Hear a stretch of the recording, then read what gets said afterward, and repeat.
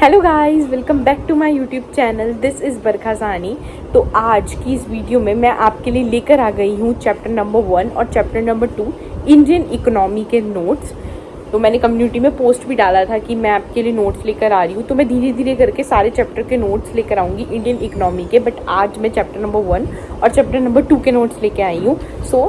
तो जब आप अपने बुक के थ्रू अपने चैप्टर को रीड कर लो, उसके बाद आप इन नोट्स से अपने चैप्टर्स को रिवाइज कर सकते हो और ये आपके जब पेपर आने वाला होगा बोर्ड एग्जाम्स, उससे पहले भी बहुत यूज़फुल रहेंगे। जब आपको एकदम से रिवीजन करना होता है जल्दी पेपर से पहले, तो उस टाइम आप पूरा चैप्टर दोबारा नहीं पढ़ सकते, तो आप उस टाइम इन नोट्स के थ्रू अपने चैप्टर को फटाफट से रिवाइज कर सकते हो। तो मैं आपको थोड़ा बहुत नोट्स का ओवरव्यू दे देती हूँ कि मैंने कैसे कैसे नोट्स बनाए हैं। फिर मैंने चैप्टर नंबर 1 के नोट्स शुरू है। तो इससे सबसे पहले मैंने वो वाला टॉपिक बताया है कि जब ब्रिटिशर्स इंडिया में नहीं आए थे तो उस टाइम इंडिया की कंडीशन कैसी थी। फिर सेकंड टॉपिक वही है कि जब ब्रिटिशर्स इंडिया में आ गए थे तो फिर इंडिया की कैसी कंडीशन हो गई थी। तो यहाँ पे मैंने पूरे उसके पॉइंट्स लिख दिए। फिर ब्रिटिशर्स के आने से एग्रीकल्चर पे क्या फ़र्क पड़ा, उसके यहाँ पे सारे पॉइंट्स मैंने कवर कर दिए। बहुत अच्छे तरीके से पढ़ लेना। और फिर इंडस्ट्रियल सेक्टर पे क्या क्या इम्पैक्ट पड़ा, और इसमें बहुत ज़्यादा इंपॉर्टेंट है डिस्क्रिमिनेटरी टैरिफ पॉलिसी। तो ये सब के बारे में मैंने यहाँ पे बता दिया है कि इंडस्ट्रियल सेक्टर पे क्या इम्पैक्ट पड़ा, और सिस्टमेटिक डी इंडस्ट्रियलाइजेशन, ये सब कुछ बहुत इंपॉर्टेंट है। तो यहाँ पे मैंने कवर करा है। फॉरेन ट्रेड पे क्या फ़र्क पड़ा वो मैंने यहाँ पे बताया है पूरा का पूरा इसमें ब्रिटिशर्स के आने से। फिर यहाँ पे डेमोग्राफिक प्रोफाइल बताई है, और यहाँ पे मैंने कुछ ऐसे इंपॉर्टेंट भी लिखा है, तो ये पढ़ लेना क्योंकि ईयर्स आ जाते हैं इस चैप्टर से बहुत ज़्यादा कि जैसे टिस्को का ईयर आ जाएगा या फिर पॉपुलेशन सेंसस कब आया था, तो ये सब अच्छे से लर्न कर लेना।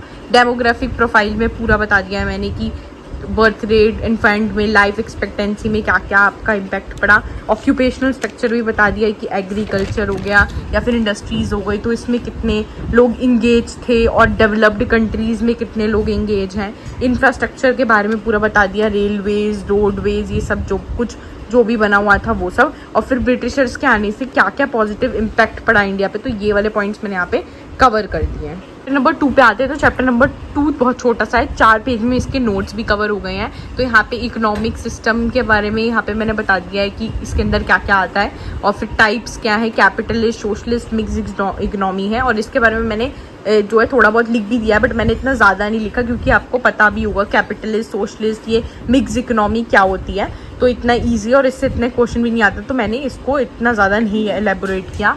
और यहाँ पे मिक्स इकोनॉमी सिस्टम के बारे में मैंने पूरे नोट्स बना दिए हैं। ये मोस्ट इंपॉर्टेंट है, इंडस्ट्री पॉलिसी रेजोल्यूशन 1948 वाला एक्ट, तो मैंने वो लिख दिया। अब यहाँ पे मैंने बहुत सारे ना पॉइंट्स लिखे हुए हैं रेड पेन से, और ये रेड पेन से मैंने लिखे हैं तो मतलब बहुत इंपॉर्टेंट है, तो इनको बहुत अच्छे से लर्न कर लेना कि प्लानिंग कमीशन कब इस्टेब्लिश हुई, कब डिज़ोल्व हुई, उससे नीति आयोग कब रीनेम कब किया गया, ठीक है, फर्स्ट 5 ईयर प्लान कब आया, लास्ट कब आया, तो ये सब बहुत अच्छे से पढ़ लेना। आर्किटेक्ट इंडियन प्लानिंग सिस्टम का कौन है, ये पी.सी. मेलन बॉयज़, ये बहुत क्वेश्चन आता है, तो ये मैंने यहाँ पे लिख दिया है। कॉमन गोल्स 5 ईयर प्लान के जो सिलेबस के अकॉर्डिंग जीडीपी ग्रोथ, मॉडर्नाइजेशन हो गया, और आपका इक्विटेबल डिस्ट्रीब्यूशन हो गया, सेल्फ रिलायंस, सेल्फ सफिशिएंसी हो गया, तो मैंने यहाँ पे पूरा कवर कर दिया है। अब यहाँ पे जो मैंने सेल्फ सफिशिएंसी और सेल्फ रिलायंस का मीनिंग लिखा है, और फिर मैंने बताया ये ट्विन ऑब्जेक्टिव्स हैं जो इंडिया को पूरे तरीके से अचीव करने हैं। मॉडर्नाइजेशन बता दिया, तो सब कुछ यहाँ पे बता दिया। तो यहाँ पे ये चैप्टर भी खत्म, यहाँ पे ये दोनों चैप्टर्स आपके ख़त्म हो जाएंगे। तो आप इन नोट्स को जब पढ़ो, जब आपने अपनी बुक पढ़ ली है उसके बाद आप इन नोट्स को पढ़ोगे तो आपको बहुत क्लियरली सब कुछ अच्छे से समझ आ जाएगा। और अगर आपको ये नोट्स पसंद आए हैं तो प्लीज़ मुझे कमेंट डाउन करके ज़रूर बताइएगा।